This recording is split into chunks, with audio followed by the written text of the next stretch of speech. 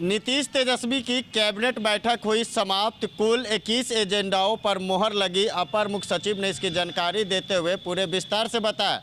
और वहीं बिहार के युवाओं के लिए खुशखबरी भी निकलकर सामने आई है। कई विभागों में जो खाली पोस्ट थे उन्हें अब भरा जाएगा, यानी एक बार फिर से बिहार में नौकरी का बहार होने जा रहा। क्या कुछ कर रहे हैं अपर मुख्य सचिव, जरा सुनिए। मंत्रिपरिषद में जिन विषयों पर चर्चा हुई और निर्णय लिए गए उस संबंध में मैं जानकारी देता हूँ।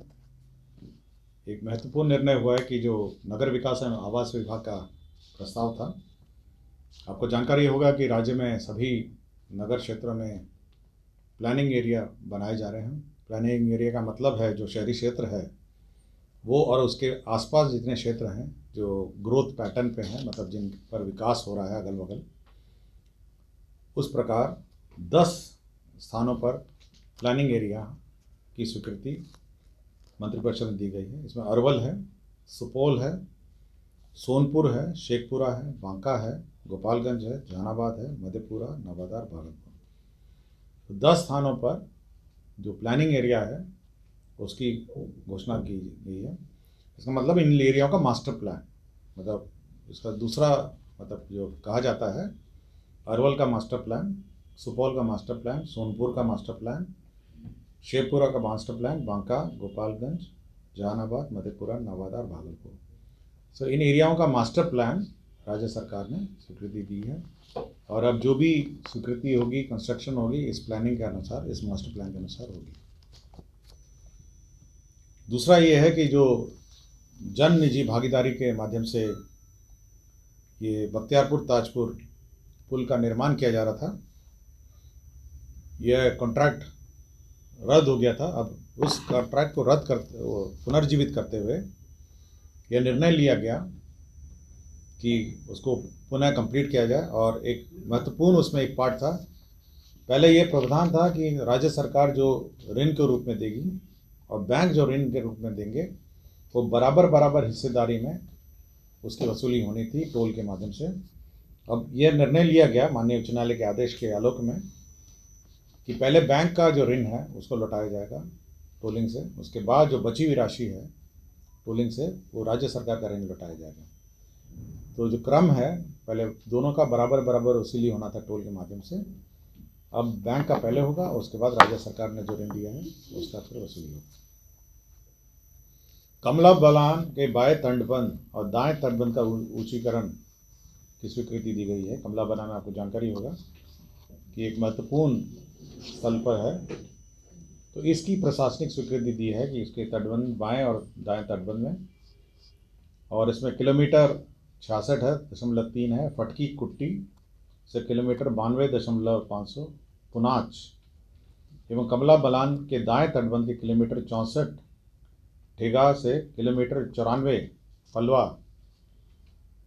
तो ये दोनों की जो दोनों तटबंध है 296 करोड़ 89 लाख है। ये सेंट्रली स्पॉन्सर्ड स्कीम है जिसमें केंद्रांश है 60% और राज्यांश है 40%। तो ये एक महत्वपूर्ण योजना है जिसकी स्वीकृति दी गई। अस्पतालों में व्यवस्था रहने का और जो फूड का व्यवस्था है, डाइट का, उसको सुधार करने के लिए राज्य सरकार ने सभी सदर अस्पताल, जिला अस्पताल एवं अनुमंडलीय अस्पताल में जो इंडोर पेशेंट होते हैं, अंतरवासी जो है, उसे वस्त्रों की आपूर्ति, अस्पताल भवन एवं परिसर की साफ सफाई एवं वस्त्रों की धुलाई एवं सभी चिकित्सा महाविद्यालयों में मरीजों के लिए वस्त्र की आपूर्ति, अस्पतालों के भवन परिसर की साफ सफाई का कार्य अब बिहार जीविकोपार्जन समिति द्वारा संपोषित संगठन जीविका के माध्यम से किए जाने का स्वीकृति है। तो जीविका के माध्यम से अब ये काम होगा, सभी के वस्त्रों की आपूर्ति, अस्पताल भवनों में परिसर की साफ सफाई। तो ये निर्णय लिया गया है कि जीविका ही अब इनके जो यूनिफॉर्म है ये सब सिलेंगी, मेडिकल जो पेशेंट्स हैं उनकी सिलेंगी और साफ सफाई रखेंगे। और साथ ही साथ जो कपड़ा इसका उपयोग किया जाएगा वो खादी और जो बुनकर हैं, स्थानीय बुनकर हैं, उनके द्वारा निर्मित जो है सामग्री हैं वही होगा। तो एक तरफ आपके बुनकर और खादी का क्षेत्र में काम मिलेगा, दूसरी ओर जीविका दीदियों को भी जो आय बढ़ाने के क्रम में ये महत्वपूर्ण कदम है। महिला चरखा समिति है कदम कुआं में, आपको जानकारी होगी कि राज्य सरकार समय समय पर इसको रिवॉल्विंग फंड, कॉर्पस फंड देती रही है। तो पहले 5 करोड़ दिया गया था और राशि कम पड़ने के कारण 2 करोड़ और सहायक अनुदान रिवॉल्विंग फंड के रूप में दी गई। इसमें प्रशिक्षण का कार्य चलता है और उत्पादन का कार्य भी चलता है। तो महिला चरखा समिति को भी राशि दी गई। इसके अतिरिक्त बहुत सारे पद सृजन के भी निर्णय लिए गए हैं। राज्यपाल सचिवालय में 2 कंप्यूटर ऑपरेटर का पद सृजन हुआ है। कर्पूरी ग्राम थाना का सृजन और उसमें पद सृजन 25 पदों का सृजन हुआ है समस्तीपुर। आपको याद होगा कि जन नायक कर्पूरी जयंती के दिन कर्पूरी ग्राम में थाना का सृजन हुआ था और उसका उद्घाटन भी हुआ था। तो उसमें 25 पदों की स्वीकृति दी गई है। आपके वित्त विभाग में भी केवल वेतन स्तर का संशोधन हुआ है, प्रमोशन का वेतन स्तर। ये योजना विभाग या विकास विभाग के अधीन अवर सांख्यिकी संवर्ग के पदाधिकारी हैं। तो इनका मूल कोटि जो पद है, अवर सांख्यिकी पदाधिकारी, प्रखंड सांख्यिकी पदाधिकारी का लेवल 7 था और सहायक सांख्यिकी पदाधिकारी का भी लेवल 7 था। अब ये है कि प्रमोशन का पद नहीं था, इसलिए सहायक सांख्यिकी पदाधिकारी का वेतनमान 7 था, जिसको अब बढ़ाकर 8 कर दिया गया। तो ये उच्च वेतन स्तर स्वीकृत नहीं था और अब 8 कर दिया गया। ये चिकित्सा पदाधिकारी अंडमंडलीय अस्पताल फुलपरास मधुबनी था। ये 27/7/2016 से ड्यूटी पर कार्यरत नहीं थी, इसलिए इनको डिसमिस कर दिया गया है। स्वर्गीय डॉक्टर संत चौधरी हैं, ये भूतपूर्व उप निदेशक स्वास्थ्य सेवाएं हैं। इनको प्रमोशन, ये एलिजिबल थे, जिस कारण से एक शैडो पद क्रिएट किया गया है इनके लिए, इनको प्रमोशन देने के लिए। इसमें लाभ इनके फैमिली पेंशन में होगा, जो इनके परिवार के लोग पेंशन लेंगे। श्री ईश्वर चंद्र ठाकुर हैं, अभियंता प्रमुख, सिंचाई सृजन जल संसाधन विभाग।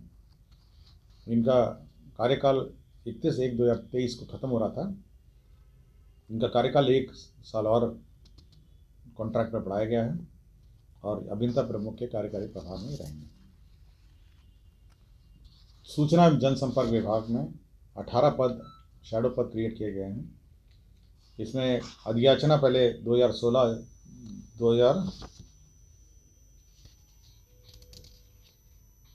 2009 में यह अधियाचना सीधी भर्ती के लिए भेजी गई थी। उसके बाद अनुशंसाएं प्राप्त हुई, 18 पद घट गए थे जिसमें उनको ऑब्जर्व करना था, उसी के लिए शैडो पद 18 क्रिएट किए गए हैं। मुंगेर जिला वानिकी महाविद्यालय की स्थायी स्थापना के लिए, पठन पाठन के लिए 204 पदों का सृजन किया गया। तो मुंगेर जिला में वानिकी महाविद्यालय भी अब शुरू हो जाएगा। पटना जिला अंतर्गत बख्तियारपुर अंचल के मौजा देदौर थाना 145 में पाटलिपुत्रा विश्वविद्यालय की स्थापना के लिए शिक्षा विभाग को भूमि का स्थानांतरण किया गया है। पथ निर्माण का ही एक माननीय उच्च न्यायालय के ऑर्डर के कोर्ट का कंप्लायंस में श्री बेचन राम तत्कालीन कार्यपालक अभियंता पथ निर्माण विभाग, जो 8 वर्षों से अनधिकृत रूप से उपस्थित थे, उनको बर्खास्त किया गया था। माननीय उच्च न्यायालय के आदेश के आलोक में उनका बर्खास्तगी आदेश वापस लिया गया है और उनको वापस ड्यूटी में रखा गया है। यह आदेश इस मामले में जो LPA दायर है उसके आलोक में प्रभावी रहेगा। वित्त विभाग में जो कार्यालय प्रचारी हैं, 59 जो कार्यालय प्रचारी के पद थे, उनको सरेंडर करके 71 लिपिकों के पद का सृजन किया गया है। विभिन्न विद्यालयों में बहुत सारे अपूर्ण विद्यालय हैं और बहुत सारे अपूर्ण कमरे हैं और साथ ही साथ अपूर्ण बिल्डिंग हैं। तो 1401 निर्माणाधीन अतिरिक्त वर्ग कक्ष हैं, 83 निर्माणाधीन नवसृजित प्राथमिक विद्यालय हैं और 8 निर्माणाधीन भवन निर्मित विद्यालय हैं। इन सभी को पूरा करने के लिए, ये सारे अधूरे हैं, इनको पूरा करने के लिए 35,98,04,058 रुपये सैंक्शन हुए हैं। तो ये सभी आप देखेंगे, बहुत सारे स्कूल के कैंपस हैं, किसी कारणवश अधूरे हैं, कंप्लीट नहीं हुए हैं और विभिन्न योजनाओं से निर्माणाधीन थे। तो इन सभी को कंप्लीट करके पूरा करने के लिए अब यह निर्णय लिया गया है कि इन सभी को पूरा किया जाए और इसके लिए 35 करोड़ 98 लाख का स्वीकृति दी गई है। पटना में कदम कुआं थाना भवन के निर्माण के लिए ये 50 डेसिबल भूमि आवंटित की गई थी। वर्तमान में ये भूमि ग्रीन एरिया पार्क के रूप में मास्टर प्लान में अंकित है। जब थाना बनेगा तो इसका लैंड यूज़ का परिवर्तन किया जाना है, जिसके ये किया गया। और सुनील कुमार सिन्हा जी थे, ये पथ निर्माण विभाग के सहायक अभियंता, ग्राम अभियंत्रण संगठन सिमडेगा, संप्रति सहायक अभियंता, गुण नियंत्रण पथ अवर प्रमंडल हाजीपुर में पदस्थापित थे। सीबीआई न्यायालय में सीबीआई का केस हुआ था, सीबीआई न्यायालय में इनको दोषी करार दिया है, इसलिए इनको बर्खास्त करने की स्वीकृति दी। यही मामले थे जो मंत्रिमंडल में आज विचार किए गए हैं। तो आपने सुना कि जिस तरीके से 21 एजेंडाओं पर मुहर लगी है, कैबिनेट की बैठक समाप्त हो चुकी है, जिसमें कई विभागों में रिक्त पदों के लिए बहाली निकाली गई है और जिसको लेकर कई विभागों में रिक्त स्थान बाकी थे उन्हें भरने का भी अब कवायद शुरू कर दिया गया। एजेंडा वही था, लेकिन जिस तरीके से कैबिनेट की बैठक समाप्त हुई है, 21 एजेंडाओं पर मुहर लगी है और कई विभाग में रिक्त जो बहाली बचे हुए थे उन पर अब बहाली प्रक्रिया शुरू कर दी जाएगी।